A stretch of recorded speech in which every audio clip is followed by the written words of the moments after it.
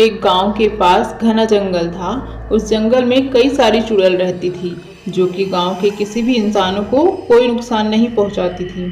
उसी गांव में दीपक और श्रेया दो प्रेमी थे। एक दूसरे को बहुत प्यार करते थे। हालांकि उन्होंने अभी तक शादी नहीं की थी। दोनों छुप छुप कर ही एक दूसरे को मिलते थे। कुछ दिनों बाद श्रेया प्रेग्नेंट हो जाती है। ये तुम क्या कह रही हो? तुम माँ बनने वाली हो? हाँ, पर तुम्हारा चेहरा देखकर ऐसा क्यों लग रहा है कि तुम इस बात को सुनकर खुश नहीं हो? अरे ये तुम क्या कह रही हो? ऐसा ऐसा बिल्कुल नहीं है। मैं तो बहुत खुश हूँ, लेकिन मुझे टेंशन भी हो रही है। किस बात की टेंशन? श्रेया ये माना कि ये मेरा बच्चा है, लेकिन हम दोनों शादीशुदा नहीं है। हाँ तो फिर करो ना शादी। पिछले कई महीनों से तो मैं यही बात कह रही हूँ, लेकिन तुम हो कि बार बार टाले जा रहे हो। हाँ श्रेया, शादी तो करनी होगी। सुनो ना, तुम मुझे एक सप्ताह का समय दो। इस बीच मैं सारी तैयारी कर लेता हूँ, है ना? फिर दीपक घर जाकर सोचने लगता है। ये तो मजाक मजाक में बड़ा सीरियस मामला हो गया। श्रेया प्रेग्नेंट हो गई और अब वो मुझसे शादी करना चाहती है। पागल है वो। अरे मैंने ये सब शादी के लिए थोड़े किया। मुझे कुछ तो करना ही होगा, नहीं तो ये श्रेया नाम की हड्डी मेरी जिंदगी के गले में फंसी रहेगी।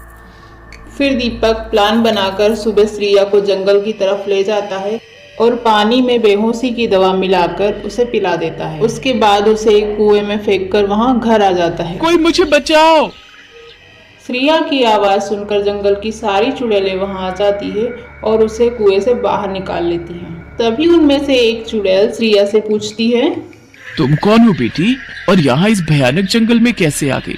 श्रेया बिना कुछ बोले ही जोर जोर से रोने लगती है। अरे क्या हो गया बेटी, तुम रो क्यों रही हो? फिर श्रेया चुड़ैल को सारी बात बताती है। तो तुम प्रेग्नेंट हो श्रेया?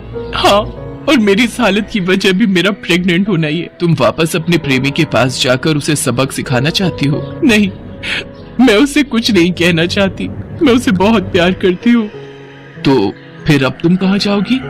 मैं पता नहीं, क्या मैं यहाँ रह सकती हूँ आप लोगों के पास? ये सुनकर चुड़ैल बहुत खुश होती है और वहाँ श्रेया को रखने के लिए तैयार हो जाती है। सभी चुड़ैलें श्रेया का बहुत ही अच्छे से ध्यान रखती है। कुछ दिनों बाद श्रेया एक बेटी को जन्म देती है। फिर श्रेया अपनी बच्ची के साथ बहुत खुश थी। कुछ दिनों बाद चुड़ैल गांव के एक अच्छे व्यक्ति से उसकी शादी कर देती है। फिर वो तीनों बहुत ही खुशी खुशी रहने लग जाते हैं।